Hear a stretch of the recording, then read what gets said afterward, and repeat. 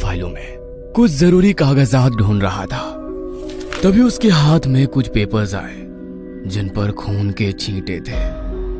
रचित ने हैरानी से उन कागजों को देखा और उन्हें पढ़ने की कोशिश करने लगा। उन पर लिखे हुए बहुत से अक्षर लगभग मिट चुके थे। फिर भी जब उसने किसी तरह उन्हें पढ़ा तो हैरान रह गया। ये कागज किसी बंगले के थे जिसे उसके पापा ने वर्षों पहले खरीदा था। रचित उन कागजों को लेकर अपनी माँ वीणा जी के पास गया और उसने कहा, माँ देखो मुझे पापा की फाइल में क्या मिला है, बंगले के कागज। ये सुनते ही वीणा जी ने घबराकर उसके हाथ से उन कागजों को छीन लिया और बोली, तुझे किसने कहा था इन्हें हाथ लगाने के लिए? मैं आज इन्हें जला ही देती हूँ। ये क्या बोल रही हो तुम माँ? पहले तो मुझे ये समझ में नहीं आ रहा है कि जब पापा के पास ये बंगला था तब आज तक हम सब इस सड़े हुए किराए के मकान में क्यों रह रहे हैं? पापा ने आज तक कभी इस बंगले का जिक्र तक नहीं किया और तुम भी कागज जलाने की बात कर रही हो। रचित परेशान सा बोला। इन कागजों को देखते हुए वीणा जी की आंखों में आंसू आ गए थे। उन्हें पोंछकर किसी तरह स्वयं को संभालते हुए उन्होंने कहा, अब तू बड़ा हो गया है, इसीलिए आज मैं तुझे सारी बातें बताती हूँ। ये बात तब की है जब मेरी और तेरे पापा की नई नई शादी हुई थी। जहाँ पर ये बंगला है हम उसी जंगल के पास वाले शहर में रहते थे। हमारा कारोबार भी काफी फैला हुआ था। एक दिन हम दोनों घूमते हुए जंगल की तरफ चल पड़े। वहां नदी के किनारे ये शानदार बंगला खड़ा था। ये बंगला इतना सुंदर था कि एक ही नजर में मुझे भा गया और मैंने इसे खरीदने की जिद ठान ली। तेरे पापा ने मेरी इस जिद को पूरा भी कर दिया और जल्दी ही ये बंगला हमारा हो गया। हम अक्सर सप्ताह के अंत में वहां रहने जाते थे। एक दिन बंगले को सजाते हुए मेरी नजर एक पेंटिंग पर पड़ी जो इसी बंगले की थी, पर वो बहुत ही पुरानी और डरावनी थी। मैंने उसे दीवार से उतारा और कूड़ेदान में फेंक दिया। ऐसा करते ही मानो बंगले में तूफान आ गया। उसकी दीवारों में दरारें पड़ गईं और वहां से खून रिसने लगा। इससे पहले कि हम कुछ समझ पाते, अलमारी से निकलकर बंगले के कागज हमारे सामने हवा में नाचने लगे और उन पर खून के छींटे पड़ने लगे। साथ ही वातावरण में एक भयानक आवाज गूंजी, अगर अपनी जान बचानी है तो अभी के अभी यहाँ से चले जाओ और वापस लौटकर कभी मत आना। हमने जैसे तैसे अपने आप को संभाला और वहां से बाहर निकल गए, लेकिन पता नहीं मुझे क्या सूझी कि मैं बंगले के कागजों को समेटकर अपने साथ ले आई। अब मुझे लगता है कि मैंने ये बहुत भारी भूल की थी। इस घटना का तुम्हारे पापा के दिमाग पर बहुत बुरा असर हुआ। धीरे धीरे हमारा व्यापार भी डूबता चला गया। हमारे अपनों ने हमारा साथ छोड़ दिया। तब हम सभी परिचितों और रिश्तेदारों से दूर इस शहर में रहने आ गए। तुम्हारे पापा नौकरी करने की हालत में नहीं रह गए थे, इसीलिए मैंने घर की जिम्मेदारी उठाई। बाकी तो तुम सब कुछ जानते ही हो कि तुम्हारी नौकरी लगने से पहले हमने किस तरह दिन गुजारे हैं। अपनी माँ से सारा वृतांत सुनकर रचित भी दुखी हो गया।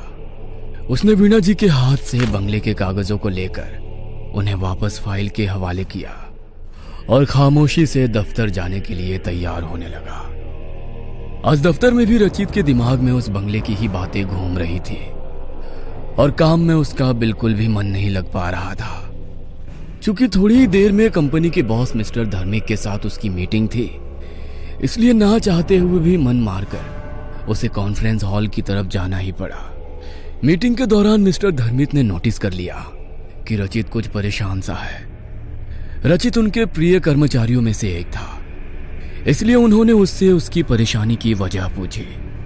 सहसा रचित को याद आया कि मिस्टर धर्मिक अक्सर काली शक्तियों के विषय में पढ़ते रहते हैं और उनके विषय में वो खोजबीन भी करते रहते हैं, इसलिए उसने उन्हें सारी बात बता दी। रचित की बात खत्म होने के बाद मिस्टर धर्मिक ने कहा, तुम्हारी बातें सुनकर ऐसा लग रहा है कि इस बंगले का रहस्य उसी पेंटिंग में छुपा हुआ है जिसे तुम्हारी माँ ने कूड़ेदान में फेंक दिया था। आज शायद वो समय आ गया है कि मैंने अपने गुरुजी से जो सीखा है मैं उसका उपयोग करूं। इसलिए हम कल ही उस बंगले में चलेंगे।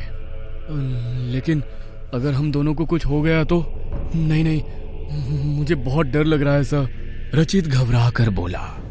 धर्मित ने उसे समझाते हुए कहा, डरो मत, हमें कुछ नहीं होगा। मैं आज रात कुछ विशेष पूजा करके हमारी सुरक्षा का सारा इंतजाम कर लूंगा। अब तुम घर जाकर आराम करो। मैं भी आज छुट्टी लेकर अपने घर जा रहा हूँ। घर आकर जब रचित ने वीना जी को मिस्टर धर्मित के साथ बंगले में जाने की बात बताई, तब उन्होंने उसे रोकने की बहुत कोशिश की, लेकिन रचित को मिस्टर धर्मित पर पूरा भरोसा था। अगले दिन तय समय पर मिस्टर धर्मित रचित के घर आए। वीना जी ने उन्हें भी समझाने की बहुत कोशिश की, लेकिन मिस्टर धर्मित ने कहा, आंटी आप घबराइए मत। ईश्वर चाहेंगे तो आपका बंगला जल्द ही आपको वापस मिल जाएगा। बस आप बंगले के कागज मुझे दे दीजिए। अब वीना जी कोई प्रतिरोध नहीं कर पाई और उन्होंने कागज लाकर मिस्टर धर्मित को सौंप दिया। मिस्टर धर्मित ने उन कागजों को संभाल कर अपने बैग में रखने के बाद रचित के गले में अभिमंत्रित किया हुआ एक लॉकेट पहना दिया। वैसा ही लॉकेट उनके गले में भी था। चाहे कुछ भी हो जाए रचित, इस लॉकेट को तुम अपने गले से मत उतारना। ये अगले 48 घंटों तक हमें बुरी शक्तियों से बचाकर रखेगा और हमें नींद भी नहीं आने देगा। मिस्टर धर्मित के कहने पर रचित ने हामी भर दी। 7 घंटों के लंबे सफर के बाद मिस्टर धर्मित और रचित की गाड़ी उस बंगले के बाहर खड़ी थी। यह बंगला पूरी तरह से उजाड़ हो चुका था। उन दोनों ने जैसे ही बंगले के अंदर जाने के लिए उसका दरवाजा खोला, वहां तेज आंधी शुरू हो गई। फिर भी वो दोनों डरे नहीं और मजबूती से एक दूसरे का हाथ थामकर बंगले में प्रवेश कर गए। बंगले के अंदर घोप अंधेरा था, लेकिन मिस्टर धर्मित पूरी तैयारी के साथ वहां आए थे। उन्होंने तुरंत अपने बैग से बड़ी बड़ी मोमबत्तियां निकालकर जला दी। इन मोमबत्तियों से एक खास किस्म की खुशबू आ रही थी। अभी वो दोनों आगे कुछ सोचते कि तभी बंगले में से किसी के हंसने की आवाज आने लगी। इस हंसी के थमते ही वहां एक दूसरी आवाज गूंजी। तुम दोनों को क्या लगता है, इन मोमबत्तियों की मदद से तुम हमें यहाँ से निकाल दोगे? यह असंभव है, असंभव। इसलिए उन्हें बुझा दो और यहाँ से चले जाओ। यह सुनकर रचित और मिस्टर धर्मित थोड़ा सा घबरा गए। रचित कुछ कहना चाहता था, लेकिन मिस्टर धर्मित ने उसे चुप रहकर पेंटिंग ढूंढने का इशारा किया। वो दोनों अपने हाथ में मोमबत्ती लेकर अपने काम में जुट गए। लॉकेट और मोमबत्तियों के कारण बंगले में मौजूद काली शक्तियां इनके पास नहीं आ पा रही थी, लेकिन वो उन्हें डराने की भरपूर कोशिश कर रही थी। अंदर अंदर थोड़ा डरने के बावजूद वो दोनों बिना रुके अपने काम में लगे हुए थे। समय बीतता जा रहा था, लेकिन उनकी तलाश खत्म ही नहीं हो रही थी। 24 घंटे गुजर चुके थे। उनके लॉकेट की शक्ति खत्म होने में भी बस 24 घंटे ही शेष थे। ऐसा लगता है कि हम सफल नहीं होंगे, रचित ने धीरे से मिस्टर धर्मित से कहा और गुस्से में उसने अपने पैरों को जोर से फर्श पर पटका। ऐसा करते ही उसका पैर फर्श को तोड़ता हुआ थोड़ा अंदर चला गया। यह देखकर मिस्टर धर्मित फर्श के गड्ढे में रचित के फंसे हुए पैर को बाहर निकालने के लिए थोड़ा झुके तो उनकी नजर फर्श के अंदर दबी हुई पेंटिंग पर पड़ी। रचित और मिस्टर धर्मित ने मिलकर किसी तरह वहां से वो पेंटिंग निकाल तो ली, पर इसके बाद वो दोनों बहुत ज्यादा थक गए थे, इसलिए वो थोड़ी देर वहीं पर बैठ गए। मिस्टर धर्मित ने अब ध्यान से इस पेंटिंग को देखना शुरू किया तो उन्होंने पाया कि इस पेंटिंग में एक खास तांत्रिक कोड में इस बंगले का राज लिखा हुआ था। उन्होंने अपनी आंखें बंद करके अपने गुरु को प्रणाम किया, जिनसे उन्होंने तंत्र विद्या सीखी थी। इसके बाद उन्होंने इस कोड को तोड़ना शुरू किया। धीरे धीरे बंगले के सारे राज उनके सामने स्पष्ट हो गए। किसी जमाने में इस बंगले की जगह कुछ तांत्रिकों का आश्रम था। वो अपनी काली सिद्धियों के जरिए सारे संसार को अपना गुलाम बनाकर उन पर अपनी हुकूमत चलाना चाहते थे। जब इस गांव के मुखिया को इस विषय में पता चला, तब उसने अपने गुरु से सलाह मशवरा करके उन तांत्रिकों को उनके आश्रम के साथ ही जला दिया। इसके बाद उनके गुरु ने वहां मौजूद राख से यह तस्वीर बनाकर इसमें उनकी कहानी छुपा दी और उसके फ्रेम को मंत्र से बांधकर उन तांत्रिकों की बुरी शक्तियों को उन्होंने इसमें कैद कर दिया। साथ ही उन्होंने मुखिया जी को आदेश देकर आश्रम की जगह ठीक इसी तस्वीर की तरह दिखने वाला बंगला यहाँ बनवा दिया। आश्चर्य से मुंह खोले सारी कहानी सुन रहे रचित से मिस्टर धर्मित ने आगे कहा, तुम्हारी माँ के द्वारा पेंटिंग उतारकर फेंकने से इसका फ्रेम टूट गया और इसमें कैद काली शक्तियां बाहर आ गई, तो अब क्या करें? रचित ने संशय से पूछा। मिस्टर धर्मित ने ध्यान से पेंटिंग के फ्रेम को देखते हुए कहा, हमें ये फ्रेम दोबारा बनाना होगा, लेकिन इसके लिए उसी पेड़ की लकड़ी चाहिए जिससे ये पहले बना था। ये पेड़ इसी जंगल में है, लेकिन कहाँ ये मुझे नहीं पता। तुम जल्दी जाओ और उसे जाकर ढूंढने की कोशिश करो, तब तक मैं पूजा की तैयारी करता हूँ। और सुनो, संभल कर जाना, वो काली शक्तियाँ तुम्हें डराने की कोशिश करेगी, लेकिन अभी हमारे लॉकेट में 18 घंटे की शक्ति बची हुई है, इसलिए घबराना मत। मिस्टर धर्मित की बात सुनकर रचित जब पेड़ ढूंढने के लिए निकला, तब बुरी शक्तियां भी उसे रोकने के लिए उसके पीछे चल पड़ी। कभी वो रचित के आगे गहरे गड्ढे का भ्रम पैदा करती, तो कभी उस पर हड्डियों और खून की बारिश करती, और कभी डरावनी आवाज में उसे यहाँ से वापस जाने के लिए धमकाती। लेकिन रचित मिस्टर धर्मित की बातों को याद करते हुए चुपचाप आगे बढ़ता रहा। उसने लगभग पूरा जंगल छान लिया, लेकिन उसे वो पेड़ नहीं मिल पा रहा था। 6 घंटे गुजर चुके थे और अब रचित पर निराशा हावी होने लगी थी। उसने मन ही मन अपने ईश्वर को याद किया और उनसे मदद की गुहार लगाते हुए फिर से आगे बढ़ने लगा। अचानक ही उसकी नजर एक छोटे से मंदिर की तरफ गई, जो पेड़ों की झुरमुट में छिपा हुआ था। मदद की आशा से रचित उस तरफ बढ़ गया। जैसे ही उसने मंदिर में कदम रखा, एक आवाज आई, आओ, मैं कब से तुम्हारी ही राह देख रहा था। रचित हैरानी से आवाज की दिशा में बढ़ा तो उसने देखा वहां एक बेहद वृद्ध साधु समाधि में लीन थे। रचित ने जब उन्हें प्रणाम किया, तब साधु बाबा ने अपनी आंखें खोली और उसे आशीर्वाद देते हुए बोले, हम कब से इसी दिन की प्रतीक्षा कर रहे थे जब तुम यहाँ आओगे। आओ, मेरे साथ चलो। रचित मंत्र मुग्ध सा उनके साथ चल दिया। उन्होंने रचित को एक पेड़ की तरफ इशारा किया और अपने थैले में से निकालकर एक कुल्हाड़ी भी उन्होंने उसे दे दी। रचित ने जैसे ही पेड़ से लकड़ी काटी, वो पेड़ वहां से ऐसे गायब हो गया जैसे कभी उसका अस्तित्व ही नहीं था। साधु बाबा ने अब रचित को एक मंत्र देते हुए कहा, इस मंत्र का जाप करो, यह तुम्हें तुरंत ही बंगले में पहुंचा देगा। जाओ, जल्दी जाओ, समय बहुत कम है। रचित ने एक बार फिर उन्हें प्रणाम किया और आंखें बंद करके वो तेजी से उनके दिए हुए मंत्र का जाप करने लगा, जिसकी सहायता से वो पलक झपकते ही बंगले में पहुंच गया।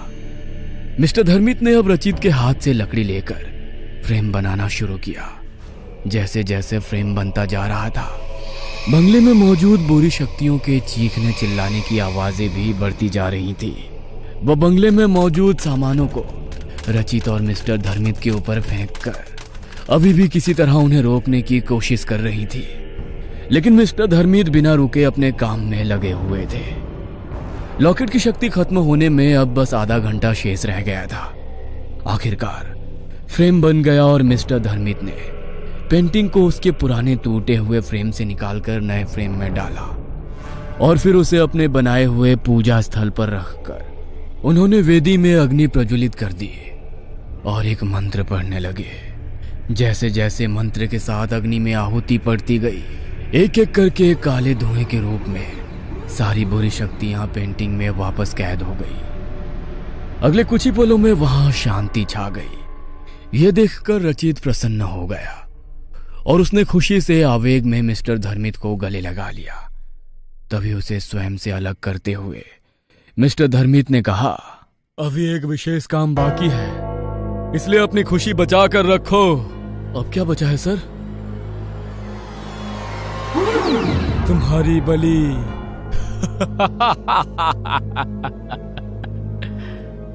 ये कहकर धर्मित अट्टहास करने लगा और देखते ही देखते उसने रचित को रस्सियों में बांध दिया।